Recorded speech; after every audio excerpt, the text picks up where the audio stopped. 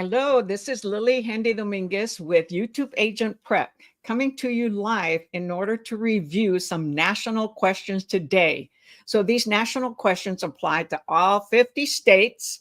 I also do Texas questions, but today we're only focusing on national questions. So let me show you the book that we use.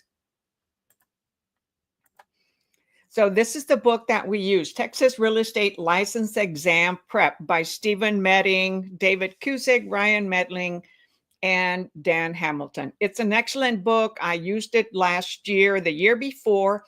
I love it because it has excellent questions for the national and the state, reviews all the material that you have to prepare for the Texas real estate exam. Of course, anybody that's in all the other 49 states, it covers that material for national, and it shows you the answers. It does not have vocabulary, but I will point out vocabulary during our class. All right, so let's get started with some national real estate questions.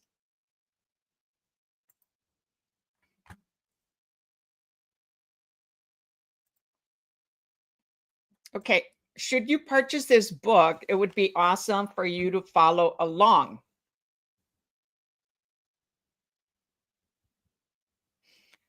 Okay, so our first question today has to do with the section on rights, interest, and estates ownership. And if you have any questions during the class, please feel free to type on the chat and we will go over them. So let me know if you can see this clearly. I see that there's a person on here. Could you let me know if you hear me and if you can see?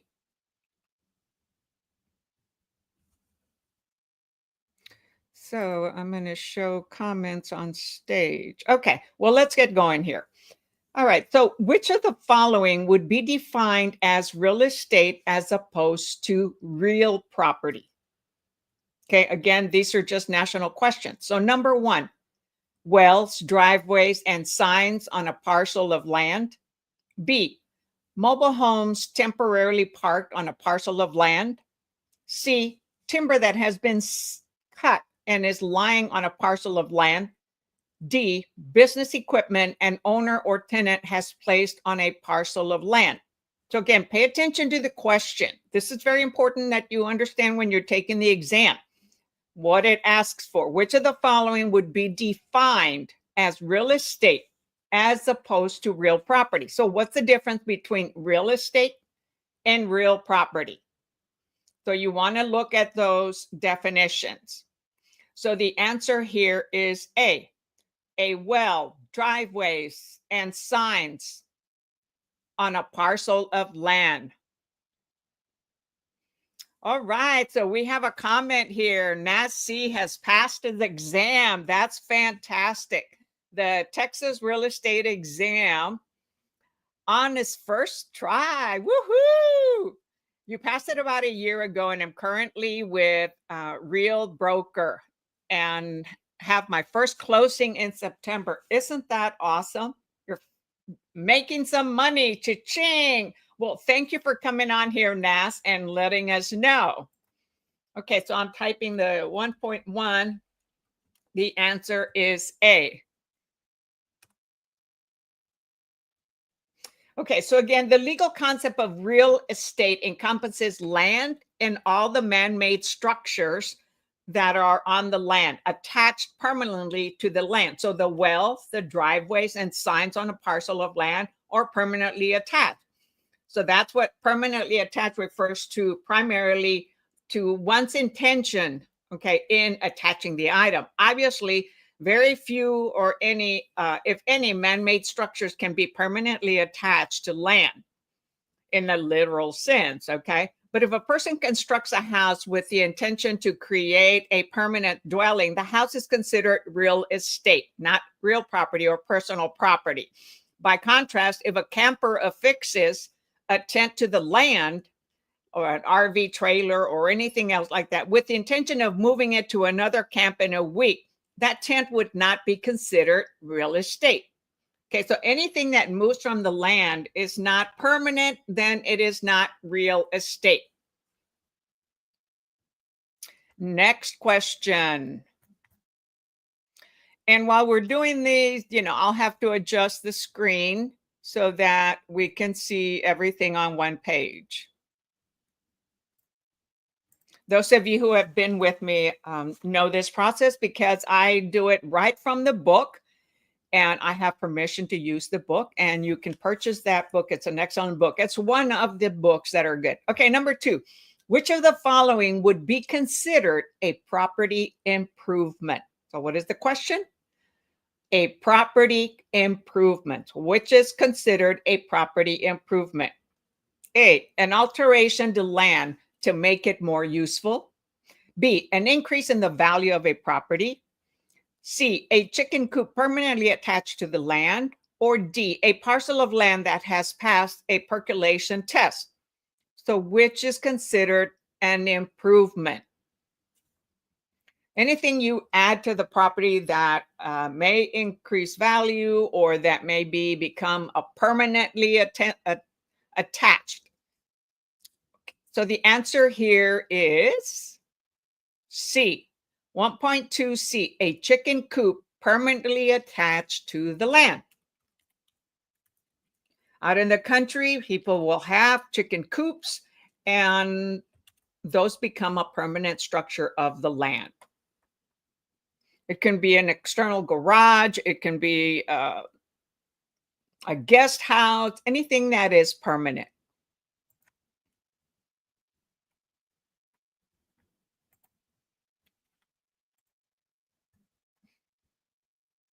So 1.2C. Okay, number 1.3.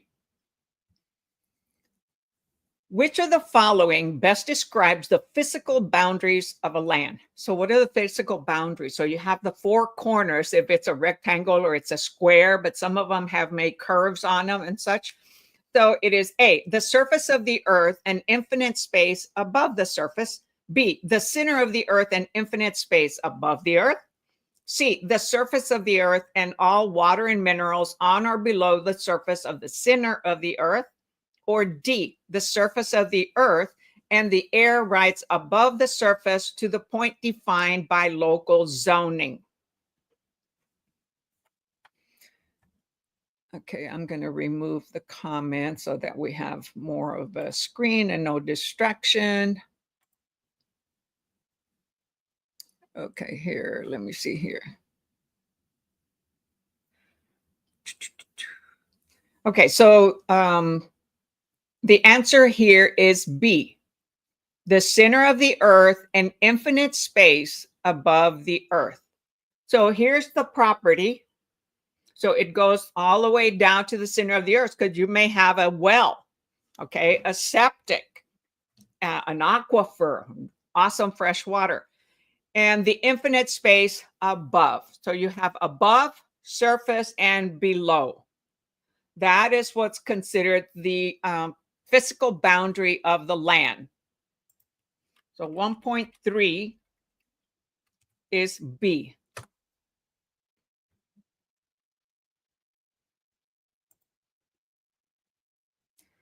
Well, let's see here. It's not removing the comments like I want it to.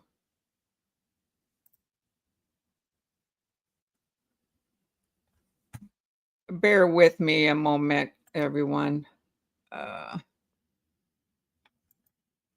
Okay, well, you'll be able to see the answers that I type on there. And should I type the wrong answer, you can correct me. Okay, because this is for us here. We're both learning. We're all helping. Okay, number 4.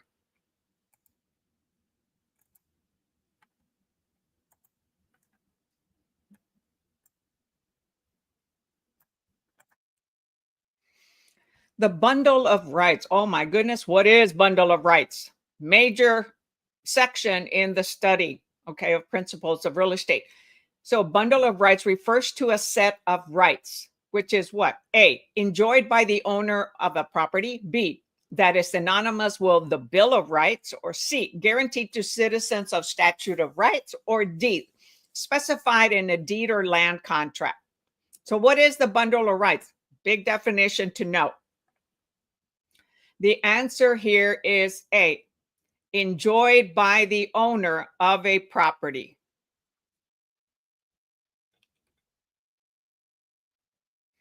Okay, I need to be able to type the answer here.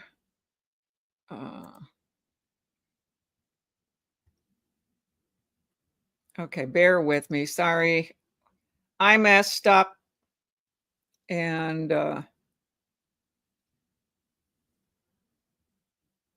am now not seeing to type the answer. Okay, I'll type the answers afterwards. Okay, number 5. Which of the following best describes the legal concepts of personal property? Okay, so legal concepts of what type of property? Personal property. Okay, not real property. So A, any item which is required to in a fee simple sales transaction. Definition, fee simple sale transaction. B, any item of property that is not definable as real property.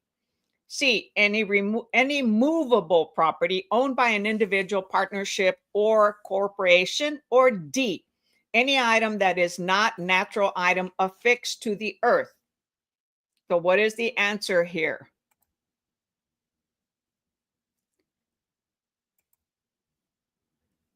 The answer is B, what legally describes a personal property. Any item of property that is not definable as real property. Okay.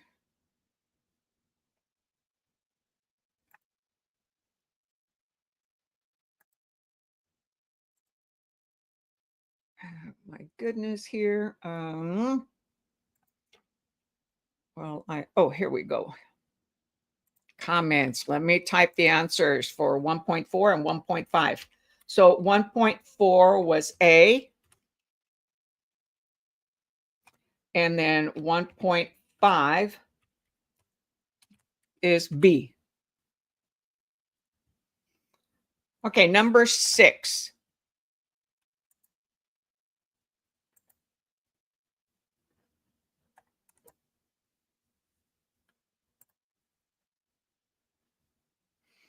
The right to encumber property means that the owner can do what? So what is the definition of encumber? A, sell the property to an encumbered party. B, pledge the property as collateral for debt. C, lease the property. Or D, assign the bundle of rights to another. So the right to encumber. What is encumber?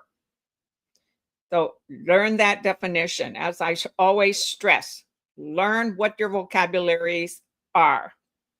So the answer here to 6 is B, pledge the property as collateral for debt, because they own the property, and so they can use it to get a loan, a home equity line of credit. So that is to encumber, to pledge the property as collateral. 1.6 is B.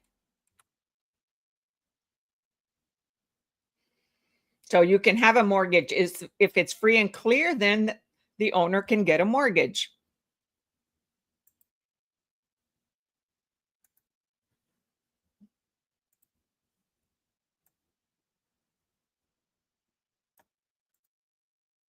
Number 7. A property owner leases 60 acres of agricultural land for a renewable period of 5 years. Okay, so what do? Lease 60 acres of what type of land? Agriculture land for a renewable period of 5 years, meaning they can renew it every 5 years. In the context of real estate rights, this lease represents A, transfer of a portion of the bundle of rights. B, encroachment on the bundle of rights. C, conveyance of the complete bundle of rights. Or D, encumbrance of tenants' rights. So what is the answer for 7? 7 is A, transfer of a portion of the bundle of rights. And so that portion is the right to use and enjoy for the lessee. because the owner owns all of them, but now they're leasing them and they're getting paid. So the lessee gets to enjoy and use that property, the 60 acres.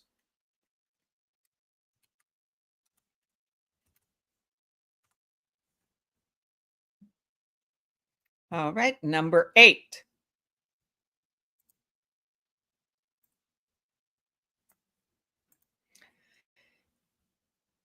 A homeowner is very upset over a drone that a neighbor flies over his house, his or her house. He takes his case to court to end this possible violation of rights. Does he have a case, and on what basis? So, can you imagine somebody coming above your land with a drone? So, there are restrictions, right? So, what would the answer be here? A, no, the neighbor is not physically on his property. B, no, the drone is in the air, so he cannot exercise any surface rights. Or C, yes, the owner has the right to stop encroachments. Or D, yes, the drones infringe on his air rights. Because remember, what is real property? The center, above to the sky, and below. So, where is the drone? Above in the air. So that is part of their real property. So the answer here is 8D. Drones infringing on their rights. So drones have now limitations as to where they can be used, and some of them have had accidents with airplanes, so they have to get from the aviation, right, approval. They can only fly to a certain height if they don't have a permit, and with a permit, I guess there's a little bit more advantage.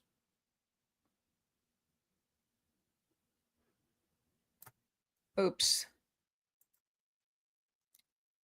Well, I had it and I lost it. There we go. Okay, number 9. Littoral rights. What kind of right? Littoral rights apply to which of the following? So that's a vocabulary. A, boatable ponds entirely contained within the boundaries of an owner's property. B, streams and rivers. C, navigable lakes, seas, and oceans. Or D, navigable streams and rivers. So littoral, right, with an L refers to kind of like lakes. So at least that's how we try to relate it. So the answer here is C, navigable lake, seas, and ocean. So it's not a river, and it's not a creek that's moving.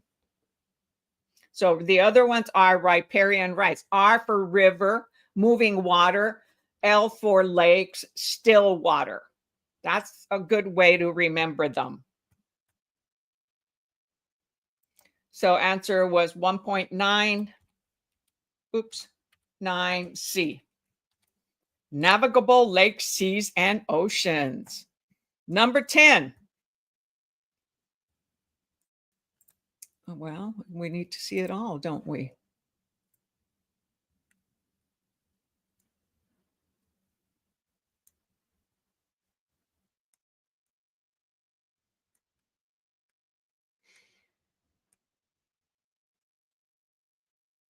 I'm getting there. Be patient with me. Okay, number 10.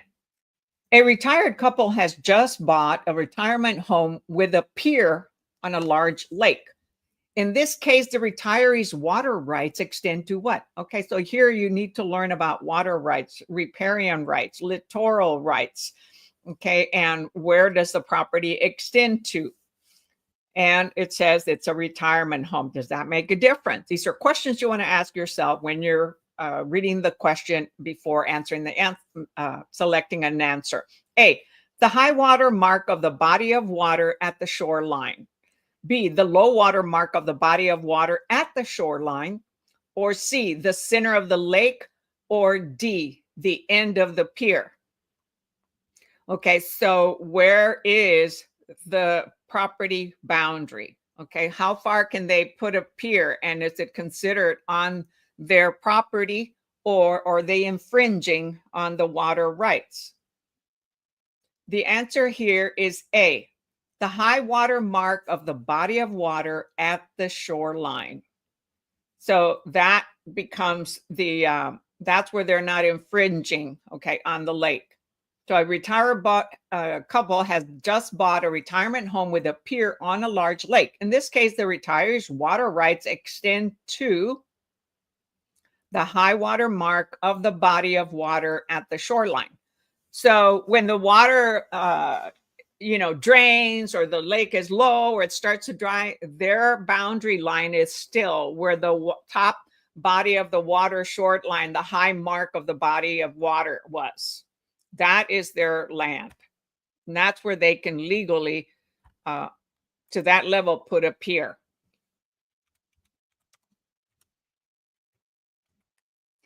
So ownership extends to the high water mark of the body of water. The low water mark would imply that the owner owned the water itself at times of high water level.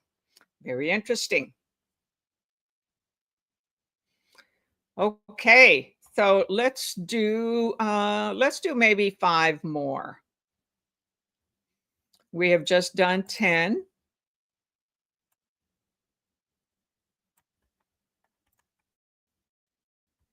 Number 11. A waterfront homeowner has just died. What will become the water rights the owner enjoyed while living in the home? A, they revert to the state when the property is sold. B, they are extinguishable. C, they are a personal right belonging to an individual owner, not attaching to the real property. Or D, they transfer with the property when the property is sold. So what is the answer here when the current owner dies? Do they keep the water rights? Do they transfer? Are they eliminated? What happens to them? The answer here is D. They transfer with the property when the property is sold. So whenever there are water rights, there are you have a well, you have easement, you have those transfer with the property when they are recorded. If it's not recorded, then it doesn't convey. It doesn't transfer. You'll be listening to the word convey as a transfer of property when a property is sold.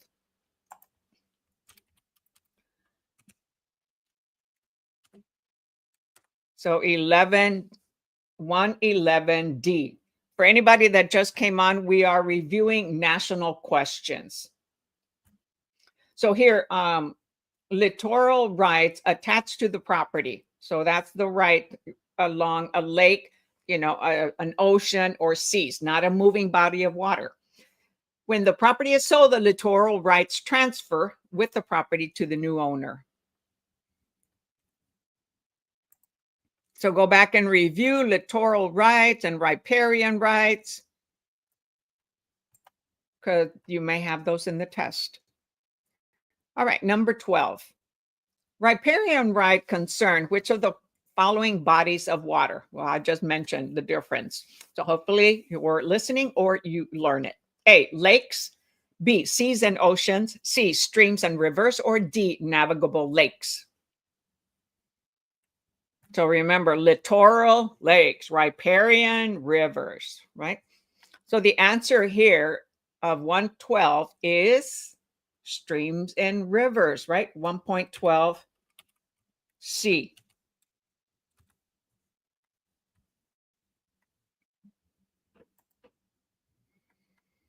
If you're not sure, please go and review your vocabulary. It's very crucial that you do that. Oops, too far.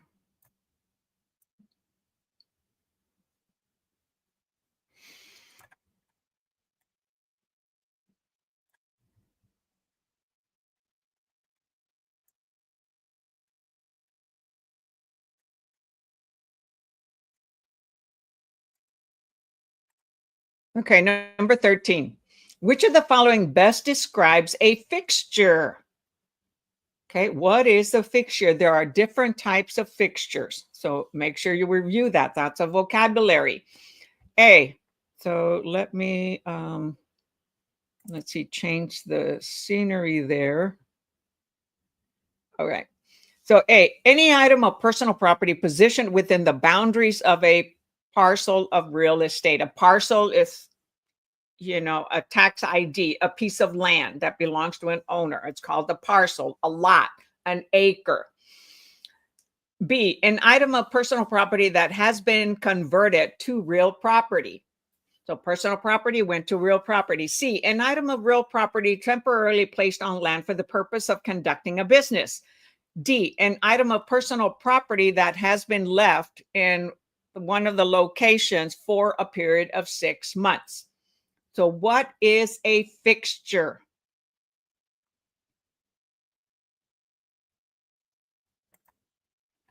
Finally figured that out. So the answer here, as far as what is a fixture, it is B, an item of personal property that has been converted to real property. Because what is real property? The property, anything on the surface that is affixed, attached to the land above the surface and below. So the answer is 13B.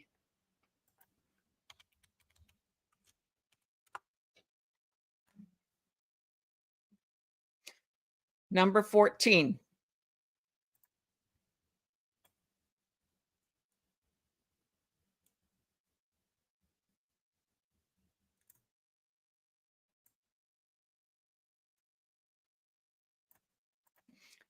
An item may be considered personal property as opposed to real property, provided that, so what are we looking for? Personal property versus real property. So what makes the difference? A, the owner intended to remove it after a period of time. B, it can be removed without altering the appearance of the structure. C, it is unnecessary to the physical integrity of the structure. Or D, the owner installed it at some time after acquiring the real property. Again, the question, an item may be considered personal property as opposed to real property, provided that what? A, B, C, or D? The answer here is A. The owner intended to remove it after a period of time. So it was just there temporary, like a temporary shed, a boat, an RV. Those are temporary.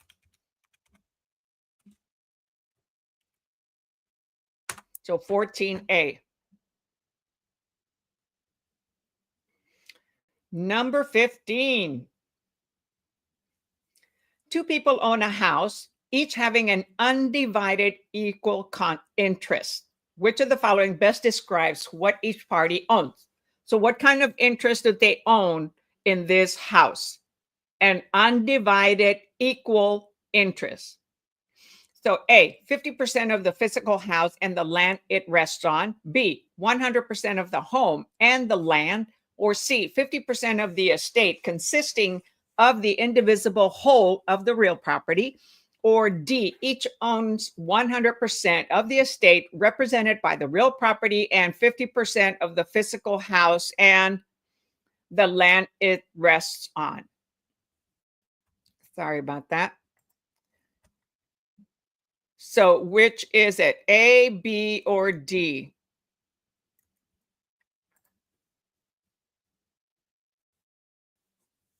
So the answer here is C. So the 50% of the estate considering of the indivisible whole of the property. So two people own a house, each having an undivided equal interest. Equal interest, 50-50, right? Undivided. So they can live on the property, and however, they each own 50% of it, but they can use the whole property. So 50% of the estate consisting of the indivisible whole of the property, meaning you can't be dividing the property and say, okay, this 50% is yours and this 50% is mine. No, you have access to use it all, right, with a bundle of rights. However, you own 50-50 whenever the property is sold. You're equal owners.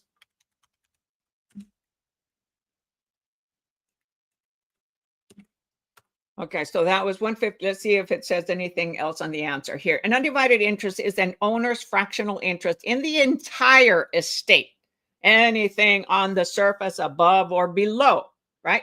but not in a physical portion of the real estate property. An owner has an undivided equal interest with another, cannot exercise exclusive rights over a portion of the real estate, which is an indivisible whole. So I can't say, hey, I'm going to use this portion of the property. You're going to use this, like dividing your house for two different people.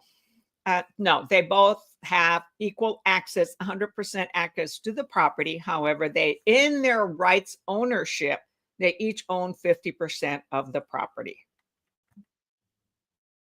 Okay, this is 15 questions we just reviewed for national. Any questions you may have before we call it a day? So I'm back to doing sessions every Wednesday. I may do them more often. So some days I will do Texas real estate questions for those that are in Texas, because I am licensed in Texas and I'm still practicing real estate. So I'm an active realtor in the city of San Antonio, Texas. And other days I do national questions, and other days I may do vocabulary. I could also combine all three in one session, but that'll take us to 1 hour, an hour and a half, or 2 hours, which I used to do years ago. Okay, if no further questions, let me show you the book that we actually use.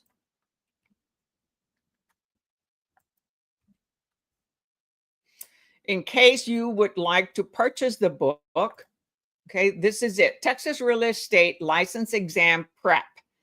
And it was published, I believe, in October of 2024. So it has all the current information for the new contracts and what happened with National Association of Realtors, if you have been staying on top of those actions with the lawsuit, and changes that happen to the contract, and things that we can disclose when it comes to commission or not.